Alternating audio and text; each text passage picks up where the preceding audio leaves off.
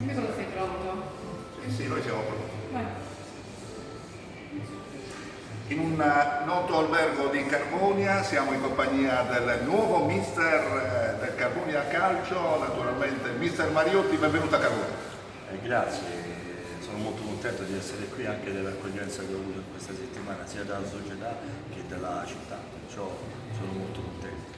Insomma, una carriera importante per il mister che tra l'altro leggevo è stato anche il secondo a Grosseto, se ricordo male, dell'attuale allenatore della Juventus. Sì, sono stato a Grosseto un periodo di 6 mesi il secondo allenatore di Sarri in Serie B e poi ho fatto anche 5 campionati con Pulsinetti, che ritengo uno dei più grossi allenatori per quanto riguarda la Serie B degli ultimi 20 anni in Italia. Insomma, sono esperienze formative che ti crescono sia a livello professionale ma soprattutto come uomo, insomma, sono state esperienze importanti. Tantissimi campionati, tra l'altro per quanto riguarda i nazionali dilettanti, quindi una grande esperienza. In Sardegna, allenatore a Nuoro per 3 anni se non ricordo male, e poi l'esperienza a Sassari. Sì, io quello che dico mi mancava il sud della Sardegna.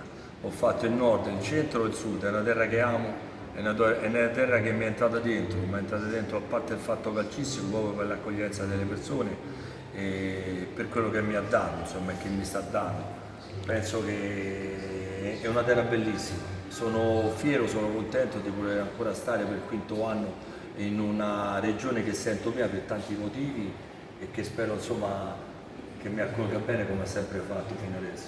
Ecco, Marco Mariotti tra l'altro è venuto qui a Carbonia. Carbonia ha una tradizione calcistica importante, non sa un mister negli anni 50 Carbonia addirittura sfiorò la Serie B in una partita quasi spareggio a Venezia e poi negli anni 80 8 stagioni interregionali e C2. Insomma, adesso siamo tornati dopo 30 anni nelle nazionali dilettanti, come vede questo campionato?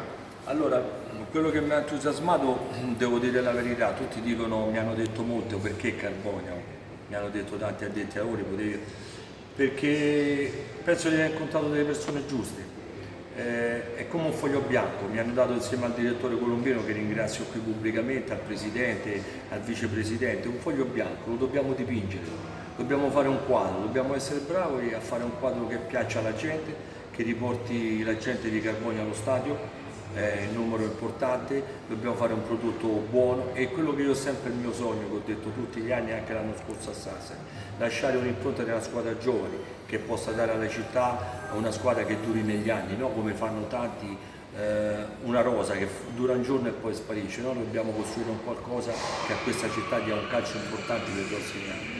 Quindi un progetto che sia magari a lunga scadenza. Ho saputo che lei predilige giocatori che mangino l'erba sul rettangolo di gioco, giocatori di grande agonismo. Assolutamente sì, perché noi abbiamo un certo tipo di budget, ci siamo posti come obiettivo la salvezza e per fare la salvezza e costruire ci vogliono giocatori giovani che hanno fame. Che cosa vuol dire? Noi non abbiamo bisogno di nomi che vengono solo perché sono nomi, noi abbiamo bisogno di gente giovane che voglia diventare ancora calciatore, che abbia questa fame, perché è quello che noi ci siamo prefissi. Io sono convinto che potremo fare un grosso lavoro e divertirci, poi il campo ci darà la risposta come sempre. Ecco, intanto in Sardegna la squadra Regina Torres sta preparandosi per quanto riguarda il suo campionato a questa stagione, ma in questo torneo ci sarà una formazione credo molto importante che è Latina. Alcuni anni fa io feci la radiocronaca proprio tra Latina e Cagliari in Serie B, poi ha avuto le sue vicissitudini, ma questa è una squadra costruita certamente per risalire immediatamente in Lega Pro. Io ho fatto questa un po' sentendo tutti gli interessi sempre nel mercato, io vedo, posso chiamare Torres perché partono dal secondo e terzo posto dell'anno scorso, perciò infatti così sicuramente hanno assaggiato, saranno un po' le squadre normali. Quello che io faccio di nuovo alle luci, società seria, costruita con giocatori seri, giocatori veri, uomini veri, società seria. Questa per me vince sempre la società molto seria.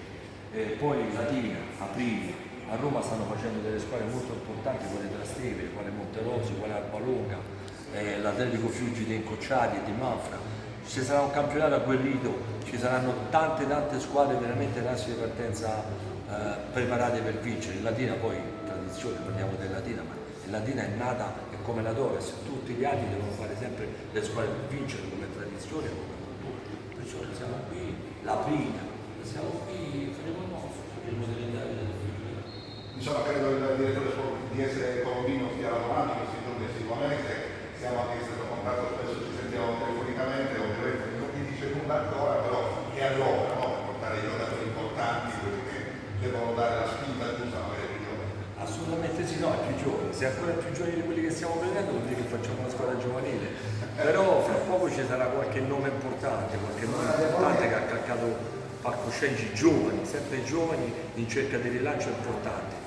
E io voglio gente motivata, il direttore sta 24 ore su 24, la società 24 ore su 24, sempre disponibili, dal segretario, presidente in prima persona, il signor Ferruccio sempre qui, e poi colgo l'occasione per fare un augurio di pronta guarigione al mister Ferri, perché secondo me è una figura importante nel calcio non solo nazionale ma soprattutto nel panorama regionale, e io gli auguro una pronta guarigione, che sia sempre a fianco nostro, perché è una guida, è un'esperienza che è troppo importante per noi. Naturalmente mi associo al mister, facciamo gli auguri a Checco Fele che ci sia prestissimo una pronta guarigione. Insomma, ai tifosi del Carbonia Calcio che attendono con grande fermento l'inizio della preparazione, che mi diceva sarà adesso ai primi di agosto.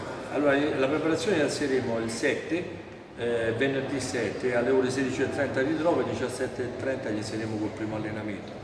Ai tifosi che cosa posso dire? Posso dire di starci vicino, non sarà una cosa facile, è un campionato molto difficile, ma noi suderemo la maglia, tutti i ragazzi daranno il 100% e poi lì c'è sempre quel rettangolo verde.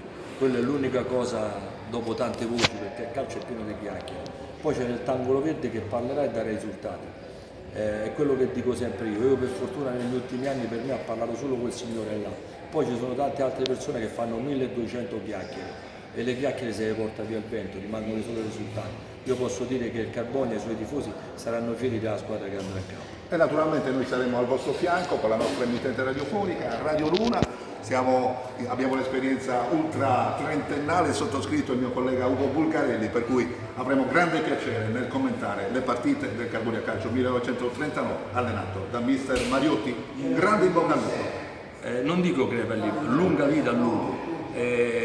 Siamo pronti e niente, io sono entusiasta perché dobbiamo creare un quadro e il quadro ce lo dipingeremo noi, se siamo bravi faremo un bel ritratto, se sbaglieremo insomma vedremo, ma è difficile, sono molto ottimista. Grazie di cuore mister. Grazie a lei.